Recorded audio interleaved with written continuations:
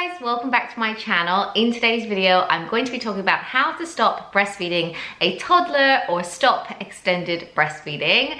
If you're new to my channel, then hello, I'm Emily and I'm a mum of 3 and I would love for you to subscribe if you like what you see. And I've also made so many breastfeeding videos in the past. They're probably some of my most popular videos. So I'll link all of those down below if you have a younger baby and you're looking for tips or essentials or how to breastfeed in public. I've made videos on all of those topics, so I'll link them down below. But today my whole breastfeeding journey is coming to an end. I have decided I'm finally ready to stop breastfeeding.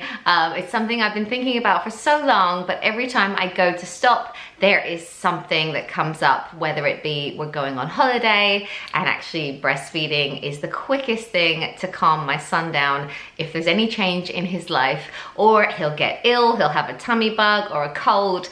And in all of those scenarios, I think, oh, breastfeeding would just be really handy, because if he's ever off his food, I just know that he's at least getting some nutrients from me.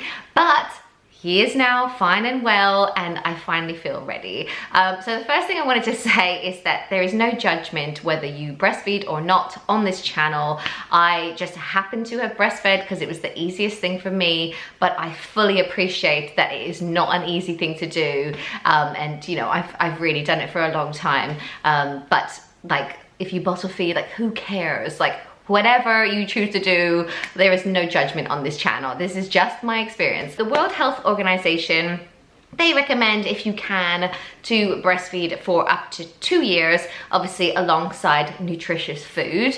But in so many cultures around the world, the age of 4 or 5 is a very normal time to breastfeed until. But for me, I finally feel ready, and that is my first tip. You know, make sure you're ready to stop. With my first son, Fraser, I breastfed him for 1 year, and I do feel like the only reason I really stopped was because so many people in my life were doing this.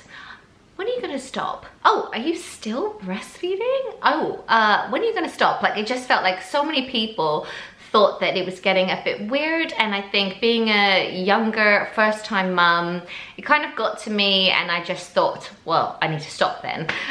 So I did stop with him, but I don't think I was totally ready, and I did kind of regret it. With my second son, Caleb, I breastfed him for just over 18 months, and the only reason I stopped breastfeeding him is because we were getting ready to get pregnant again. We kind of knew we wanted a third son, or a third child, and you know, I was like, okay, I'm gonna stop because I know I'm gonna be trying to get pregnant soon. Wanted to, like, you know, do that. But with Jackson, he is my last baby and he's now over 2. Just carried on because it's been so easy and so wonderful. But now I finally feel ready. So make sure you're ready is the first thing, and also be prepared for a very emotional experience. When I think about stopping breastfeeding, in my head I'm like, yay, freedom. But then I'm also at the same time like, no, that's my baby. And it's like admitting that he is growing up. My next tip is to pick your timing. As I briefly mentioned earlier, try and choose a time when your child is well, they're not teething, and you haven't got any holidays coming up. Life is pretty like normal and you can stop. For me, it will also take a week or a couple of weeks. If I was to stop instantly, I know that I would feel very sore. So give up the feeds that they are least interested in. For us, it was first like the mid-morning feed. That went quite a long time ago, because I would just, instead of a feed, I would be able to give him a snack or yogurt, something like that, and distract him with play.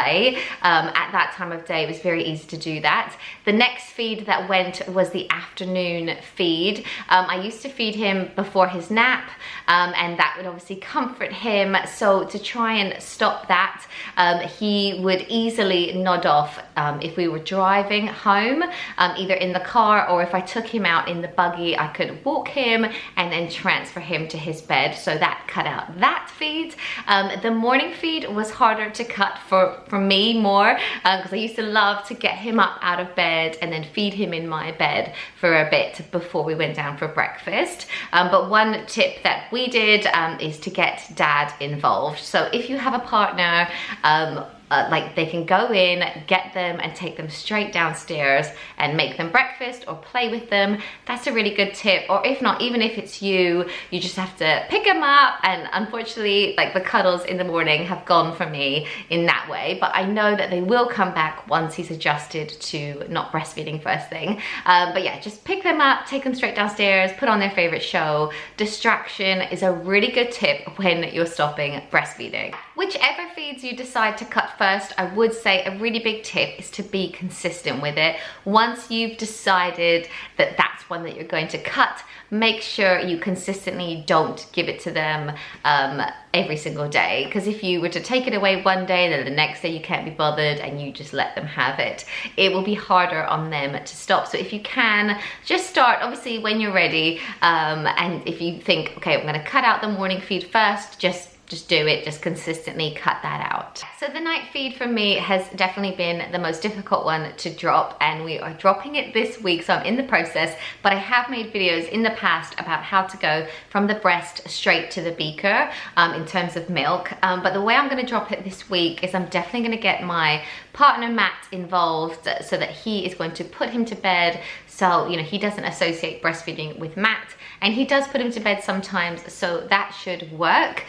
I'm also, if you're ever worried about how much milk they're getting, you know, you can make more meals with cheese and milk in them, offering them yogurt and stuff to supplement the milk that you think they might be losing. But also what I've done in the past is get beakers with like the squishy lids. I have made a video on that, so I'll put that down below. Also warming the milk up. We give ours cow's milk, but you know, I know some people give them other different types of milk, but we use cow's milk. I warm it up, and especially with Fraser, because he was that bit younger, I was worried about how much he was getting, so sometimes I would actually make him a bit of a smoothie. So I would maybe put 2 strawberries in the milk and whiz it all up in my NutriBullet thing, or you can put some banana in it and just whiz it all up, and because it's sweet and it's like a smoothie, they tend to drink it. Fraser used to drink a whole beaker while watching his favorite show, and that is how we got around it. It's kind of like, I don't know if these are the best tips, but that is what worked for me to just make sure he was getting enough and that he had a full tummy. If your baby still wakes up in the night, obviously that is going to be tricky. You can send dad in or just offer them water until they realize that milk is not coming. You can also give them loads of extra cuddles during the day, just in case they're waking up for comfort. But I have also made a whole video on how to get your baby to sleep through the night, so I will link that down below. Jackson luckily is a really good sleeper, so it is just that feed at about 6:30 or 7, that is the last one to cut out. And my last tip is to be patient. You don't have to rush the process if you don't want to. For me, I started this process weeks and weeks ago, but then carried on with the night feed because of various illnesses and things going on in our life.